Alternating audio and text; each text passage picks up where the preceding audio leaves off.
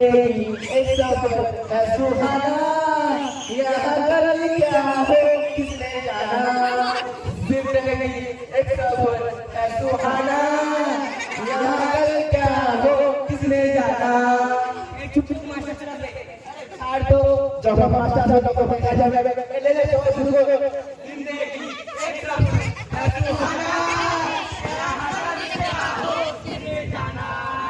जिंदगी एक सफर है सुहाना, यहाँ कल क्या हो किसने जाना।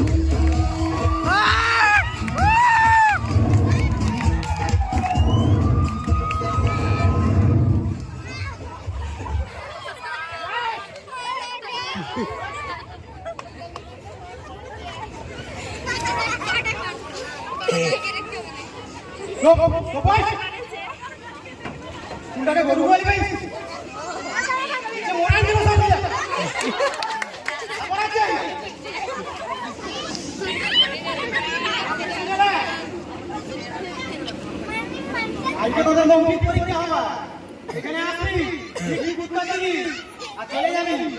এই দুট নাচ করা হচ্ছে, কান্দর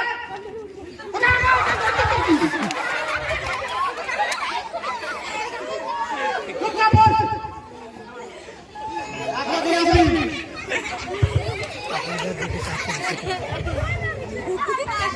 স্যার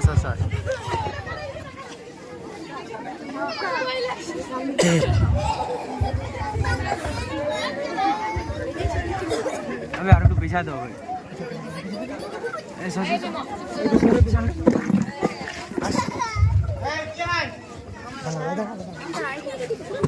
দাঁড়া দাঁড়া দাঁড়া, তোর নাম কি?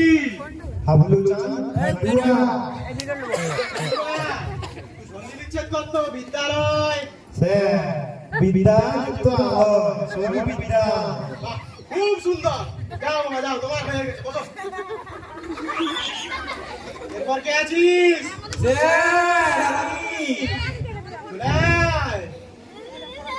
তোর নাম কি? আমার নাম ফেরদৌস স্যার। এই তুই আগের দিন আসিস কেন রে? স্যার জামাই ষষ্ঠী করতে গিয়েছিলাম শ্বশুর বাড়ি। তুই বিয়ে করেছিস? না স্যার, বাবার সাথে বাবার শ্বশুর বাড়ি গিয়েছিলাম। আই গো, তুই একদিন ডিগ্রিতে হাঁটাটা করিয়ে দিয়েছিলিস। তুই কিছু করে এসেছিস, তোর মুখ দেখে তো মনে হচ্ছে কখনো বইয়ের পাতাও খুলিসনি।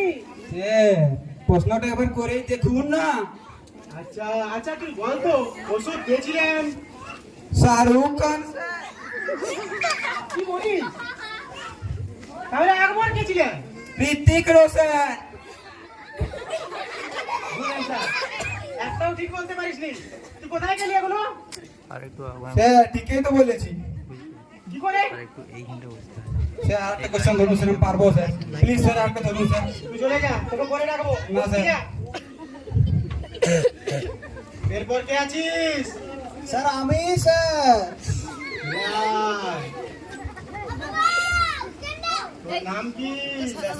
আজকে যা ভালো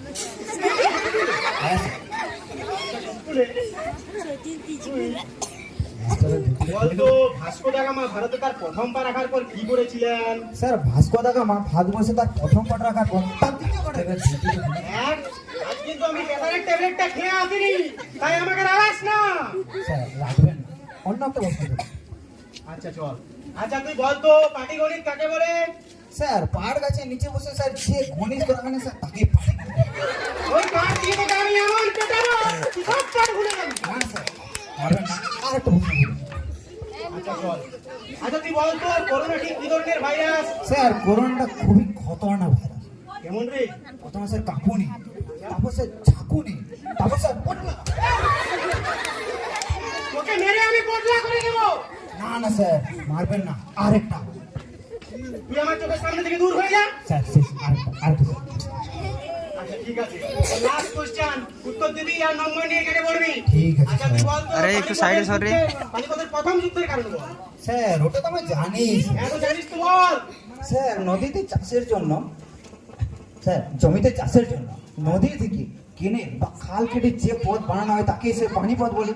আর সেই জল সে নিজের নিজের জমিতে চাষের জন্য বাবা কাকাদের মধ্যে নেওয়ার যে যুদ্ধ হয় তাকে সে পানিপথের যুদ্ধ বলে। তুই আমার চোখের সামনে থেকে চলে যা, তাহলে তোর সাথে আবার আমার যুদ্ধ শুরু হয়ে যাবে। স্যার আরেকটা আছে দূর হয়ে যা। এবার কে আছিস? স্যার আমি একটুর জন্য বেঁচে গেলি ভাই। ধুতিটা খুলে দেবো। তোর নাম কঠিনবার কুলচটে, তাই না? কি করে জানলেন স্যার? আমি 50 বছরের অভিজ্ঞতা সম্পন্ন মাস্টার। এটা খুলতে ভালো হবে না? স্যার আপনার ফার্স্ট আচ্ছা, ওরান জীবন। বুঝে গেছি আপনি কোনো এক্সপেরিয়েন্স আপনার বিরাট অভিজ্ঞতা, আপনার মতো স্যারের কাছে আমি ধন্য হয়েছে। এবার প্রশ্নের উত্তর দিয়ে আমাকে ধন্য কর। আচ্ছা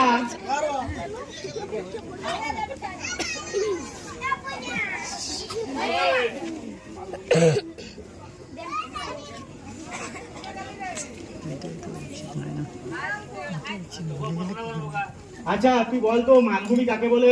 স্যার যে ভূমিতে বসে মার খাওয়া হয় তাকেই প্রথমে ভুল অ্যান্সার দিয়ে শুরু করলি। আচ্ছা তুই বল তো সমুদ্রের জল নোনা হয় কেন? স্যার সমুদ্রের মধ্যে লক্ষ লক্ষ জাহাজ চলে, আর ওই জাহাজের মানুষজন সবাই সমুদ্রের মধ্যে প্রসার করে। তোকে মেরে আমি তোর কোশ্চেন পার করে দেবো। দূর হয়ে যা। ক্লাস করতে পারবো না, পারবো। আচ্ছা চল, তোকে একটা ব্যাকরণের দিকে কোশ্চেন করছি। স্যারকে উল্টান না উঠেলি।